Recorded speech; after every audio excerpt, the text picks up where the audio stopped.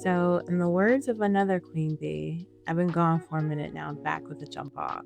I have not spoken to y'all on this channel in a very long time. And the reason for that is because Q1 kicked my ass, right? And I have nobody to blame but myself because what happened was I had a baby and I have been acting like I don't. I've been acting like I can just do all of the things despite the fact that I had a baby last year. And not just any baby. I had a micro preemie baby who was born 12 weeks early in the NICU until end of October, discharged from the hospital in December with a nasal feeding tube. And I basically take care of him by myself during the day while my husband's at work. We don't have like a nanny or anything like that. And so I'm with the baby all day during the day, trying to run these businesses like I'm not trying to navigate motherhood for the first time with a baby that had some, health complications, trying to make sure that the feeding tube stays in, all that stuff. And I think part of it is like during the height of girl boss era ness, for lack of a better word, we saw a lot of our faves just making entrepreneurship look super easy.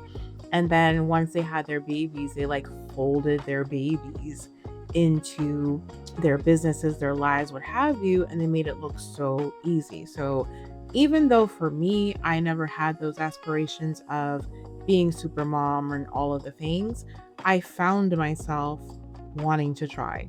And life was like, girl, we not doing that. So Q1 was definitely very challenging because of that.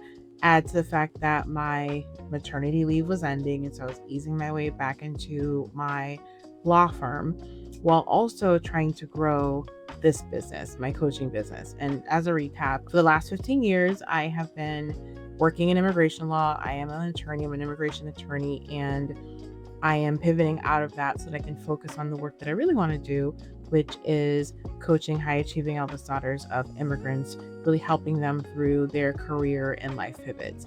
I've been through, my own life and career pivots. I've lived many different lives. And so helping fellow children of immigrants navigate that.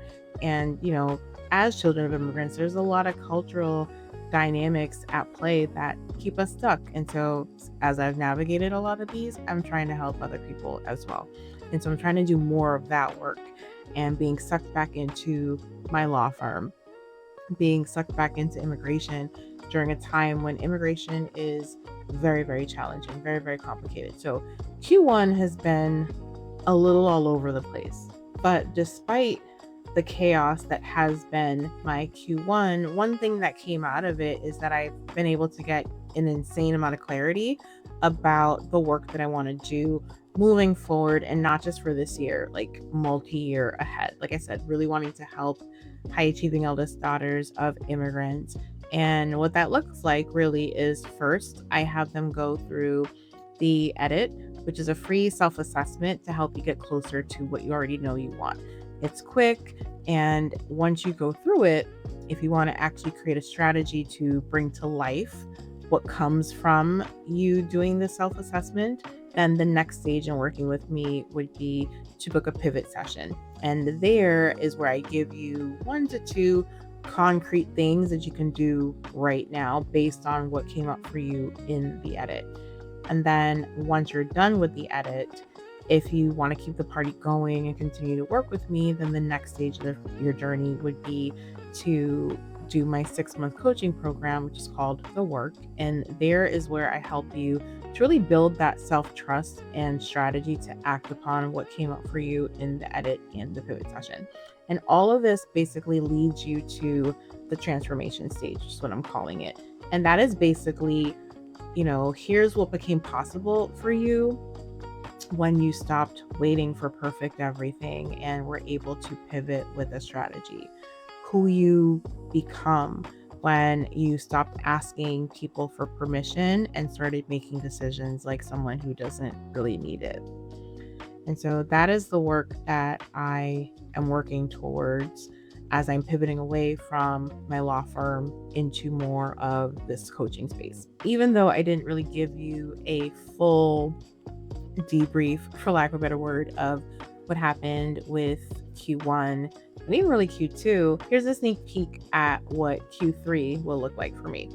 So first, it really just looks like putting myself out there more, like being really intentional about being in spaces where I can grow my community. I can practice things like not introducing myself as a lawyer.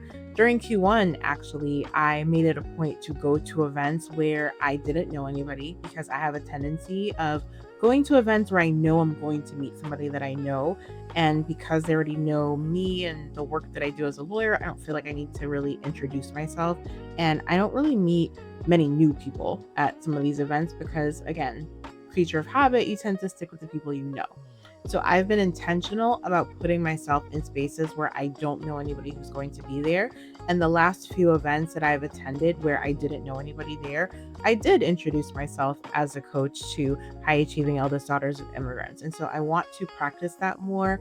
I think also when it comes to things like your elevator pitch, I feel like a lot of times people feel like they can't quite get it or they feel like they mess it up. And I think the reason for that is because we tend to practice that stuff when we're about to go to the networking event, when we really need it, when really we should be practicing it all the time. And so that's something that I want to be more intentional about in Q3, just really nailing down, being able to succinctly summarize the work that I do, who I want to work with, and how I want to help them so that I can go to more spaces where I'm not leading with, I am an immigration lawyer.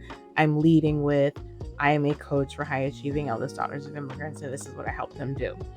When it comes to the work that I'm trying to do in this space, I have a multi-year plan. So it's not like I'm trying to, even though I've been doing this work for the last couple of years, I've been doing it severely part-time, kind of behind the scenes, referral only people. It's kind of like if you know kind of thing. And I'm really trying to put myself out there more.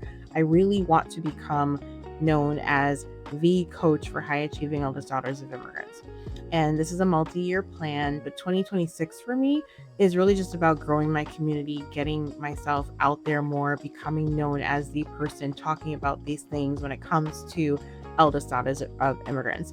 I want to be on as many podcasts as possible, facilitating workshops. I want to do all the things to get my name out there more. So if you're someone watching this and you'd like me to come speak at your company, your organization, your community, etc., please reach out. I'd love to come through and help y'all and just really talk about this stuff with anybody who will listen. I eventually want to work my way up to doing a TED Talk or TEDx Talk, and eventually even write a book on this. Like, this is how passionate I am about the topic of helping high achieving eldest daughters of immigrants. That's pretty much what my 2026 looks like in a nutshell. Q3 is really just dissecting that and just being out there more, being more visible and talking about this stuff and not leading with I'm an attorney, like leaving that part of my identity behind as much as humanly possible. So that's really all I got for y'all today. Let me know what your Q3 goals are looking like. Maybe we can hold each other accountable. I spend the most amount of my time on Threads. I'm Brazen Lawyer over there, so definitely connect with me over there. If you haven't been listening to my podcast, Pivot or Perish, definitely get on that. Right now, I'm in the middle of a series called Ambition After Motherhood, where we're talking about exactly what it sounds like. Redefining what ambition looks like, what motherhood looks like, what it really takes to balance a career and motherhood in the year of our Lord 2026, what that village looks like. How much money do you really need? We're talking about all the things that people don't really talk about in public, but keep in the group chat. So definitely check out the Pivot or Perish podcast. You can listen to that on Apple Podcasts or Spotify. And if you're thinking of going through a pivot, but you're not really quite sure where to start, you can start by downloading my free self-assessment, The Edit, that will help you to really break down what is keeping you stuck, and we can explore ways to work together beyond that.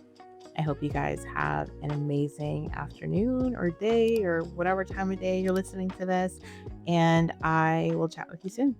Bye.